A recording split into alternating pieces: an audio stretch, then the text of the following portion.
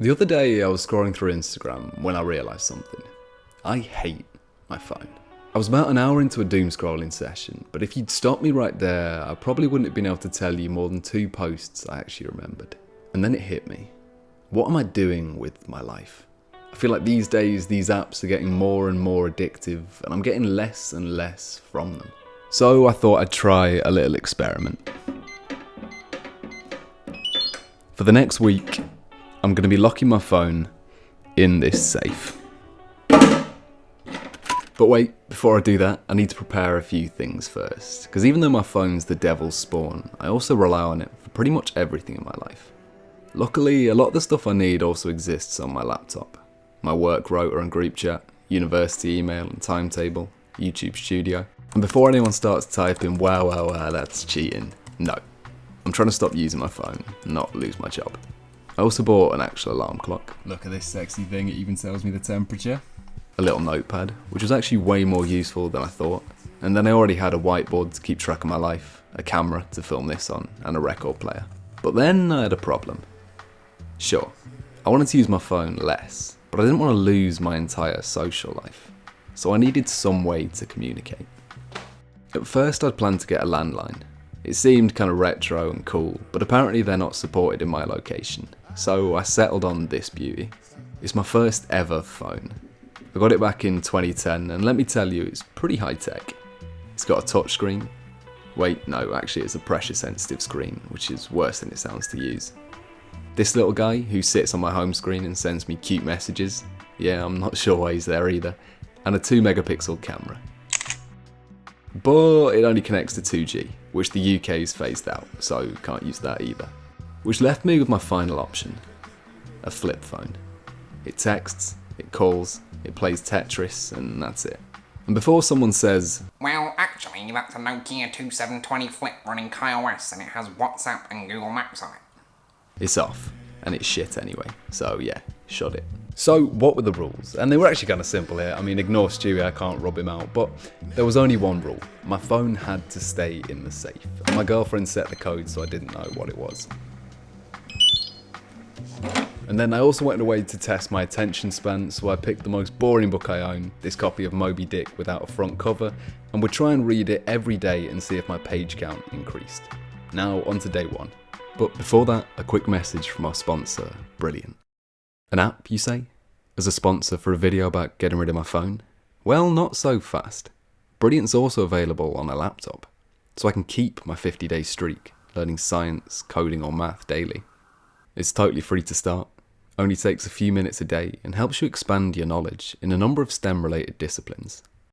It's great, and I'm not just saying that. I've been using it every day for the past couple of months, completed over 100 lessons and learnt a lot. I've been using it recently to hone my skills in data analysis, which has been very useful for my master's degree and the jobs I'm applying for. Brilliant covers everything from simple topics like visualizations all the way to advanced techniques like regression and probability. So there's something for everyone. And if you use the link in the description or the QR code on screen, you can get started for free and also get 20% off a yearly premium subscription, which gives you access to unlimited daily learning.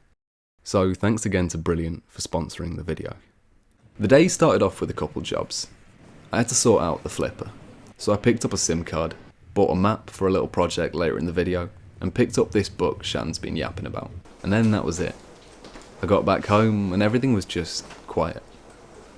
I was hit with this huge wave of relief. Like for the first time in a long time, I could just sit in peace, safe in the knowledge that my phone was locked up in a box. Then I started to get bored, but not really the kind of bored I was used to. It wasn't painful, it was sort of inspiring. Because I couldn't just pick up my phone, I had to actually think of things to do. I tidied my flat, sorted out the pile of clothes in the bathroom, sorted out the pile of clothes in the bedroom, sorted out the pile of boxes in the corner, then sat down again and just listened to the rain and the washing machine. Why does it need to be so fucking loud? Another thing I noticed was that not having a phone added a lot of intention into my life. I started to do things because I wanted to do them. The evening rolled round and I put a record on, journaled for a bit, read Moby Dick, meditated without a timer. And not because they were some habits I had to complete, but because I had nothing to do, and those things seemed enjoyable. Shan was about to come back from work soon, so I flicked through an actual cookbook, wrote down my shopping list in my little notepad and went to the shops. That was really weird. I kept trying to reach for my phone instead of the shopping list. When I got to the till, I went to pay with my phone and then I was like, oh shit, that's at home. I wanted to Google something when I was in there to find an alternative for harissa paste, but I couldn't, so I had to do it myself. But anyway, it was kind of funny, so yeah, let's get cooking. I'm making a Brienne, by the way, if anyone's wondering. But it was kind of a nice process. It's weird because when we have our phones, we're never really just doing one thing. Everything gets split between the action itself and the random texting and scrolling you do at the same time. But when I didn't have my phone, everything I did with complete presence. The actual cooking, eating at the table instead of in front of a TV, going to play some pool after. So yeah, I'd say day one was a success.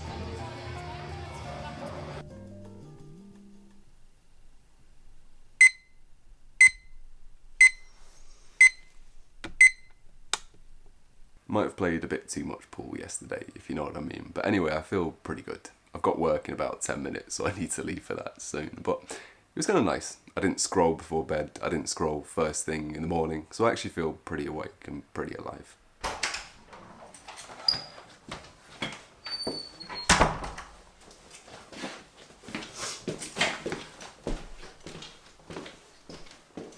So I just got back from work and I feel really tired. It was a really busy Saturday shift. And normally this would be the time where I'd come home, sit on the sofa, pull out my phone, scroll Instagram or watch YouTube videos. But today, obviously, I can't do that. And so this is going to be the first real test of the challenge, to see how I react or what I do when I'm feeling at the kind of lowest energy levels that I could possibly feel. So I brewed a tea and sat down with my journal. My journal became a kind of mainstay for me throughout the process. I guess when you're not totally distracted, it becomes more important than ever to organise your thoughts. So whenever I had time free, I'd write. I'd write about the things I was feeling, the things that stressed me out, and they started to get easier. Because I couldn't ignore my problems, I had to face them head on, and that helped me see them in a different light. After that, I just sat there. I put another record on, read Moby Dick, which is about as boring as I remembered it being, and kind of just zoned out. But I enjoyed it. It actually made me feel calmer. For some reason, when we feel tired, we default to our phones, but really that's just more stimulation. This was different. It actually felt like a real solution.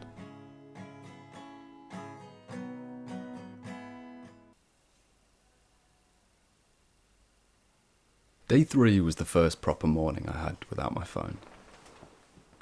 I woke up and just got out of bed, which is embarrassingly new for me. I think it was the first day where things felt less like a challenge and more just like my routine. I was used to the quiet now, used to my mind being clear and calm, used to how I'd move through my life without micro distractions, just from one activity to the next. Everything I did felt present. It made me realise how clouded my mind had been. I had work again that day, and afterwards me and Shan got a pint, ordered a pizza off an actual website, and watched some TV. Which I know is a screen, but the experience feels totally different when it's just one screen and not two.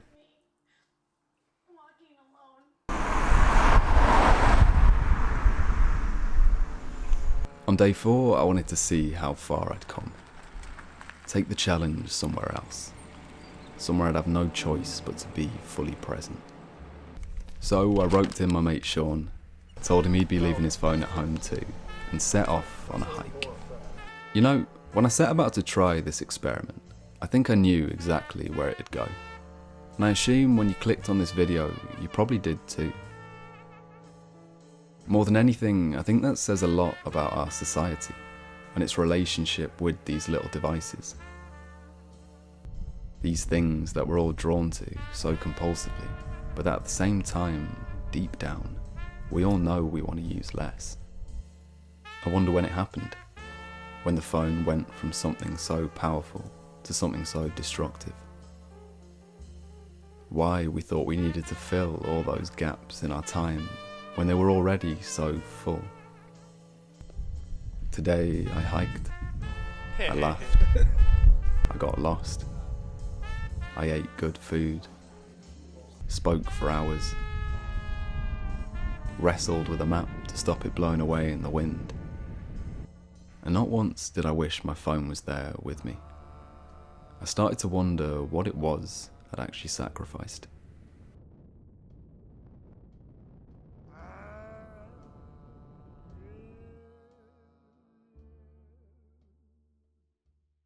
I realised something weird as I got further into the challenge. The challenge itself wasn't hard. What's hard are the stories you tell yourself about what life would be like without a phone.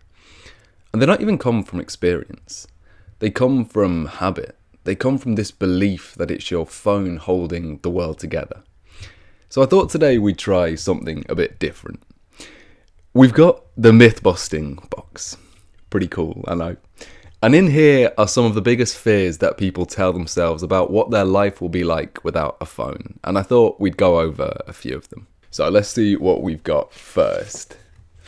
And we've got no friends. I will lose contact with my friends and family. This one surprised me. I wasn't constantly texting, but at the same time, I didn't disappear. I still had WhatsApp on my laptop, which I'd reply to my family messages on once a day. And people knew that if they needed me more urgently, they could text me. I didn't lose connection, I lost noise. And when I was with people, I was actually with them, which was nice. So next up we have got I'll get lost. It seems like a nightmare, but in reality it's totally fine. You check directions before you leave, you ask people, you use a map. It's weirdly satisfying. It turns navigation into an active process rather than just something in the background.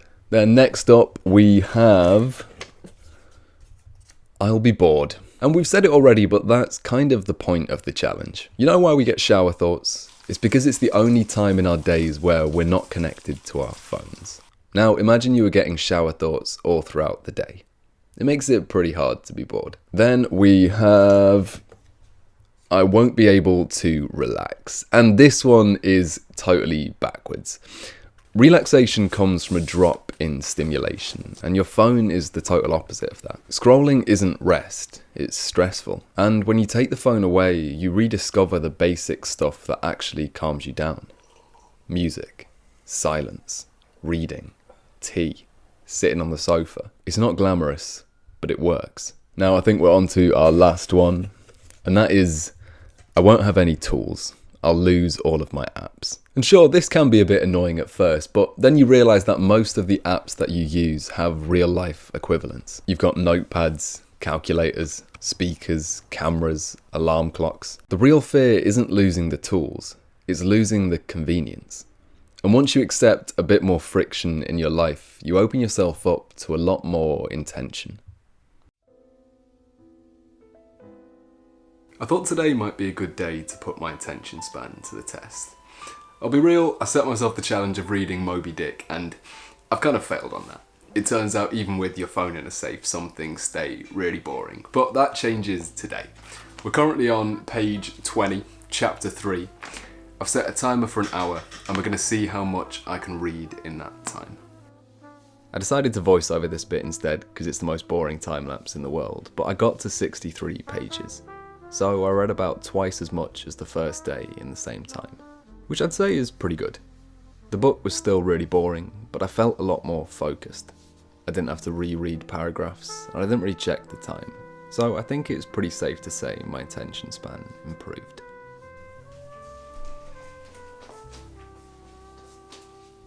Day 7 was the last full day I'd have without my phone. My last day of freedom. It was also mine and Shan's anniversary.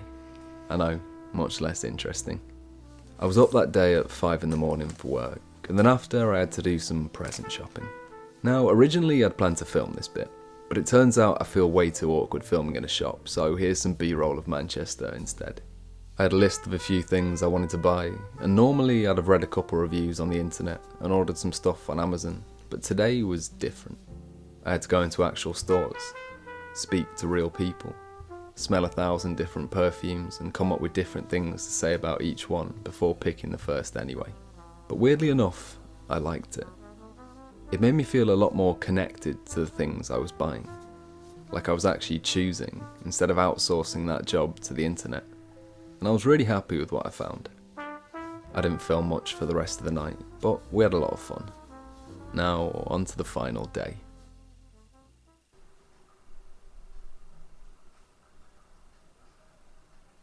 It's the final day and the timer's gone off, which means it's time for us to open back up the safe. And I'm feeling mixed things. I know it's the YouTuber-y thing to say, but this challenge really has changed my life. It's changed the way that I've looked at a lot of things. It's changed the way that I've looked at my relationship with my phone. And opening this safe up again it kind of represents a destruction of the way that I've been living. And that's kind of scary. The thing is when I think about it now, there's really nothing that I miss about my phone. There's nothing that I particularly want to check or want to see on it. And so I don't really want to open this safe. But I guess for the purposes of this video, we probably should. I've finally learnt the code now. Very funny, Shannon. Well done. The safe is open. And here it is. So I'm going to turn it on and see if there's really anything that I missed on here. So I've gone through the phone. And it's absolutely safe to say that I missed literally nothing. I think there was maybe one message on there that was from a person I hadn't spoken to through the duration of this challenge anyway. And I think really that drives home the point to me. I asked at the beginning of this challenge, what even are phones at this point? And I think my answer is there. The phone isn't a tool anymore, right? It doesn't represent this powerful tool for connection. All it represents is this crutch for easy dopamine when you feel too lazy to get it the proper way. And opening back up this safe again, I've given myself nothing, right? I've sacrificed nothing over the course of this challenge. All I have now, again, is the ability to scroll through Instagram or TikTok. So yeah, I recommend that if you can do this challenge, you do it. And I mean, the other thing is a lot of us have these kind of beliefs in our minds that we can't do a certain thing. We have all these excuses that flare up when we think about getting rid of our phones. I mean, you've probably thought of a few already. But the real advice is that those things, they dissipate very quickly. You have these excuses, but the solutions come about just as fast. So really the advice is if you can try this challenge, definitely do it. Like I say, it has changed my life. It's changed the way that I think about so many things. It's taught me how to be present, how to connect properly with people. It's taught me that my phone is basically just a crutch for easy dopamine and nothing more than just that. So I know this is a pretty cringy YouTube ending, but I think I'm genuinely going to be putting this phone back in the safe for at least a little bit longer. Manifest excellence. I'm proud of you.